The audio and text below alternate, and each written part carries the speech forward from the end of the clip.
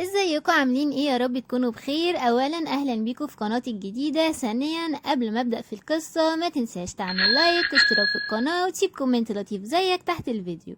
كنا واقفين في الفصل اللي فات على الامبراطور وهو بيقول لستيل ان جدته الامبراطوره قبل ما تموت سابت وصيه مضمونها هو انه ما يقدرش ياخد اي قرار بخصوص الجنوب الا لما ياخد موافقة ستيل عنها اولا. عشان كده طلبها وكان بيدور عليها، فستيل بتسأله عن هو حابب انها توافق على ايه بخصوص الجنوب. هنا الامبراطور بيطلب منها انها ترجع معاه للعاصمة، فبيقول لها ان هو هيحضر ليها قصر في العاصمة وهينقل الاقليم الجنوبي للعائلة الامبراطورية. بتقوله هنا ستيل ان هي مش حابة ده. بيرد الامبراطور وبيقول لها ما تعمليش كده، انت عارفة ايه اهمية الارض دي بالنسبة ليا. بتفكر ستيل وبتقول اكيد عارفة، في الوقت اللي بتبحث فيه قوى النبيل على فرصة مهمة جدا مش هيكون حابب ان يكون في مشاكل مع الاقليم الجنوبي. وبتوضح له هنا ستيل وبتقول له انا مش بقول ان انا مش هعطي ليك الاقليم الجنوبي، لكن هي عايزة تغير الشروط بدل من ده. فبيسألها الامبراطور عن التغيير اللي هي حباه. بتقوله اولا هي عاوزاه يرجع معاش جدها، تاني حاجة بعد ما يحلوا مسألة الوصية يرجع لها الشرق هي وعيلتها. هنا الامبراطور بيتضايق وبيقول لها انتي بتقولي كده ليه؟ هيكون عندك مكان احسن بكتير في العاصمة، مش بس معاش جدك يعني. وبيقول لها ان جدته اعتنت بيها جدا، عشان كده مفيش شخص زعل عليها لما مشت من القصر قدها، وعشان كده بعد ما تعبت حطت الشروط دي في وصيتها. وبيقول لها كمان ان هي بالشكل ده بتتجاهل حسن نوايا سته. بترد عليه ستيل وبتقوله ان هي ما بتعملش كده، وبتقوله ان هي الامبراطورة الوحيدة اللي اتطردت بعد يوم واحد بس من كونها امبراطورة. وكمان عشان ازود ونخلي الامور اسوأ عيلتها اتبرت منها بعد اللي حصل ده. وبتقوله ان هي اذا رجعت للعاصمة بالتأكيد هتكون حديث الناس. مش بس كده، بتكمل وبتقوله ان هي تعبت جدا من كل اللي بيحصل ده ومش حابة تختلط مع حد في الامبراطورية. بتكون بتفكر في ابنها وجدها وبتقول احنا عاوزين نحظى بحياة امنة ومسالمة. وبيكون كل تفكير ستيل في الوقت ده ان الموضوع ده مش كذبة فعلا، العاصمة شيء خطير قوي وان الناس هيلاحظوا وجود سيور ابنها يعني. واذا رجع المعاش التقاعدي لجدها هيتمكنوا هما التلاتة من ان هما يعيشوا في سلام. وبتقول ان هي لو قدرت فهي عاوزة ان الامبراطور يرجع الارض، لكن طلبه طلب كبير جدا وهيعمل لها قلق. وبتقول ان هو بيكفيها اساسا ان هو كان السبب في حرمانها من المعاش عشان يعني صلتها بالناس اللي اتمردوا في الشمال. بيفكر الامبراطور هنا وبيقول عرفت انتي لسه، وما بيكملش كلامه وبيقول لها خلاص انا موافق بشروطك. وبيقول لها على الرغم من ان انا كمان عندي شرط. بتسأله ستيلا عن شرطه ده، بيرد عليها الامبراطور وبيقول لها لحد ما ينتهي كل ده بغض النظر عن اللي بيحصل ما تهربش منه تاني. بتقوله ستيل ان هي فهمت ومش هتهرب. وبتكون ماشية وراكبة العربية هي وابنها وبتبص للقطر اللي هي حطتها في عينه وبتقول دي جرعة تغيير لون العين. وبتقول كمان انها باعت كل ممتلكاتها علشان تمول الابحاث المتعلقة بيها، على الرغم من ان هي اختبرتها على جسمها مرات كتير لكن هي ما قدرتش تطول مدتها القصيرة دي. وبتقول بما ان تأثيرها بيستمر نص يوم بس هي بتعتقد ان ده هيكون كويس جدا لحد ما توصل للعاصمة. وبتقول كمان ان هي هتضطر تكسب شوية وقت قبل ما تستخدمها كلها. وبيكون تفكيرها ان هي كانت برفقة جريتي الصيدلانية يعني، واتعلمت منها كتير قوي عن التعامل مع الاعشاب الطبية، لكن ما تقدرش تفتكر وصفة الدواء ده. فجأة شخص بيقول لها ان هم وصلوا لقصر مايرن وبيقول لها انها تقدر تنزل، وبطلب منها ان هو يشيل حاجتها. بتبص هنا بطلتنا وبتقول الشخص ده هو قائد الحرس الجديد. في الحقيقة بتكون عارفاه، بتقوله سيد ليندن. بيتفاجئ جدا وبيسألها اذا كانت فاكراه. بتقوله ازاي ينساك، وبتقوله ان هو فضل جانب الامبراطور وحماه فترة طويلة جدا. بيفكر الحارس وبيقول لما كانت موجودة كأميرة في العاصمة كان هو لسه فارس منخفض الرتبة. وبيوطي ليها وبيقول لها ان هو شرف ليه ان هي لسه فاكراه. في الوقت ده الامبراطور بيجي عليهم وبيقول لهم كفاية كلام ويلا ندخل دلوقتي. فجأة بتيجي واحدة كده شعرها اصفر وطلع تجري على الامبراطور وبتقول له انت هنا اخيرا، وبتمسك ايده كده وبتتلزق فيه. المهم بتبص على ستيل وبتسأل مين الست دي. هنا ستيل بتقول لها انت السيدة مريان، وبتسألها عن حال المركيب. هنا مريان بتسألها اذا كانت عارفة والدها. بتقول لها ستيل اكيد، بتقول لها كمان ان هي شافته مرة قبل كده. بتفكر ستيل وبتقول ان هو كان حفل بلوغها سن الرشد في اليوم ده، لكن هي ما قدرتش في الوقت ده تلقي التحية على المركز ابوها يعني. وبتقول انها سمعت ان هو راجل اساسي في فصيل الامبراطور. فجأة بيجي شخص بيجري كده وبيعتذر من الملك عن تأخيره، وبيحيي ستيل بطريقة لبقة كده، وبيقول لها انه من الجيد انه شافها، وبيبدأ يعرفها بنفسه، وبيقول لها انه هو وزير الملك البارون بليان. فلما بندها باسمها مريان بتقول ستيل هي دي يعني الست اللي اترمت بعد يوم واحد من جوازها.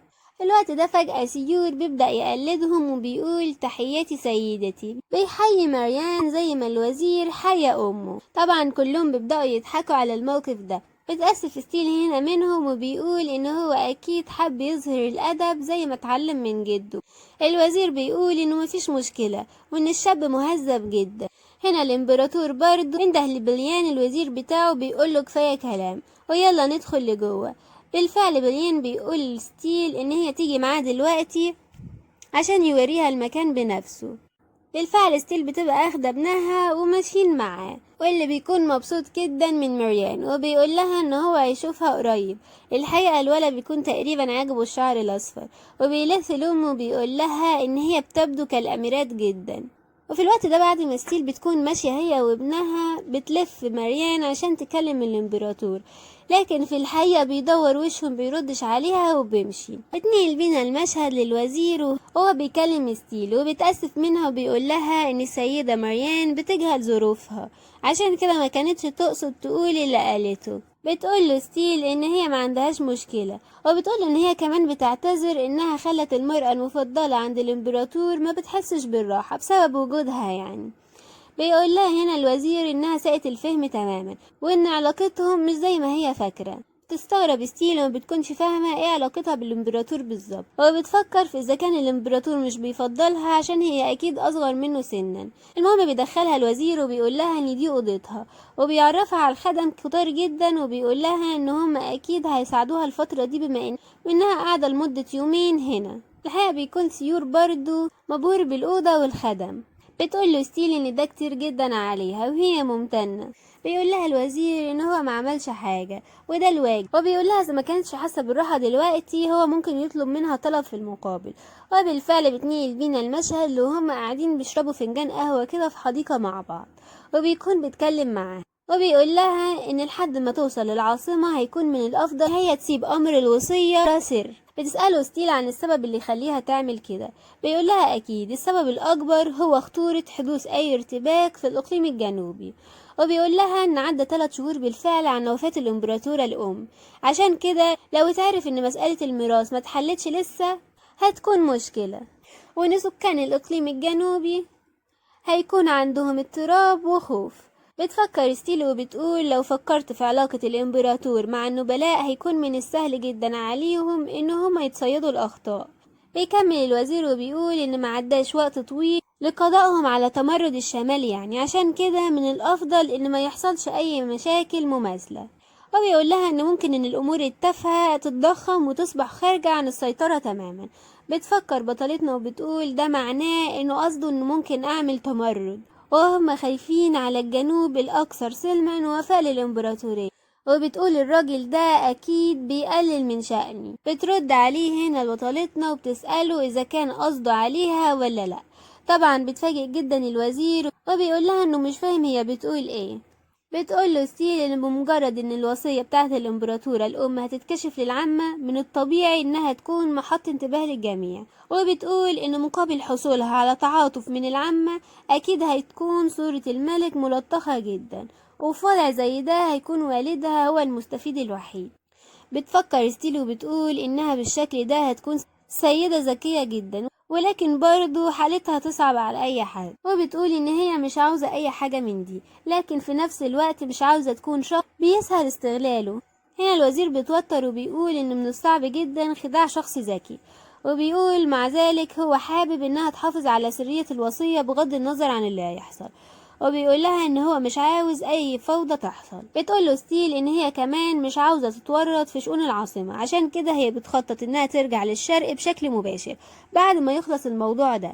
بيشكرها هنا الوزير وبيقول لها بما انه نهى عمله هيسيبها ويمشي، وبيقول لها اذا احتاجت اي حاجة تطلب منه وما تترددش ابدا. بتشكره ستيل وبتقوله ان هي تحط ده في اعتبارها.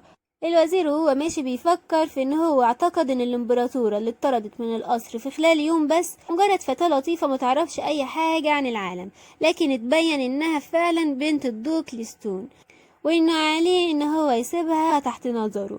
في الوقت ده بتكون ستيل بتبص على ابنها واللي بيكون رايح يمسك عشبة خطيرة جدا. بتجري عليه وبتقوله ان هو ميلمسش اي حاجة، وبتقوله ان النبتة دي اسمها نبتة الراجينين، وان هو اذا لمسها هيصاب بطفح جلدي وهيؤلمه ده لفترة طويلة جدا. بيقول لها سيور ان هو هياخد باله ما عادش هيمسك حاجة. بتقول بطلتنا ان القلعة دي خصصت بس لزيارة الامبراطور، لكن على الرغم من كده يبدو انه ما كانش حد بيعمل صيانة ليها بشكل مستمر. هنا سيور بيسألها اذا كان الراجل اللي قابلوه ده هو الامبراطور. بتقوله ايوه. بيكون مش عاجبه جدا وبيقول لها ان هو دايما غضبان ومش عاجبه اي حاجة. بتقوله هنا ستيل ان الراجل ده هو الامبراطور، وكمان هو اهم راجل على وش الارض ولازم ناخد بالنا. وبتقوله كمان ان هو ما يقدرش يناديها الفترة دي كلها بأمي، وان هما هيواصلوا اللعبة اللي بيلعبوها دي لحد ما يرجعوا للبيت. وبتسأله اذا كان يقدر يستمر في ده ولا لا. بيقول لها ايوه مفيش مشكلة. بتقوله ان سيور افضل بكتير من ما توقعت، وان هو كبير كفاية للتغطية على اي شيء. بتقول كمان ان مفيش اي حد هيتخيل ان هي حملت بطفل كايزن الامبراطور يعني. بتقول حتى كايزن نفسه مش هيكون متوقع ده ابدا.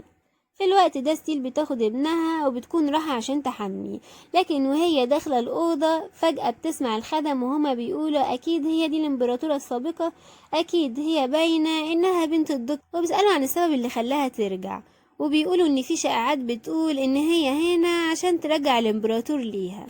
وبيقولوا كمان ان هي على الهيئة دي اكيد مش معقول بتفكر انها ترجع الامبراطور، بيستهزئوا يعني بيها. في الوقت ده ستيل بتدخل عليهم فجأة وبتقول لهم ان هي عاوزة تحمم الطفل، وبتسألهم اذا كانت الاستعدادات كملت ولا لا. كل خدم بيتكلموا بينهم وبين نفسهم وبيتساءلوا اذا كانت هتتغاضى عن اللي سمعته ولا لا. بتاخد ستيل ابنها وبتدخله الأوضة وتقول انها تسيبه دلوقتي لحد ما تحضر هدومه، وبتقفل عليه الباب وبتخرج.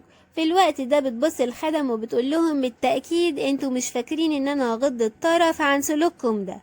يا ترى هتهزقهم ولا هتروح تقولي الامبراطور ولا هتستغل موقفها وتقولي الوزير؟ ده اللي هنعرفه من خلال الفصل الجاي. ما تنسوش تعملوا لايك، اشتراك في القناة، سيبوا رأيكم في كومنت عشان ده بيفرق جدا جدا جدا.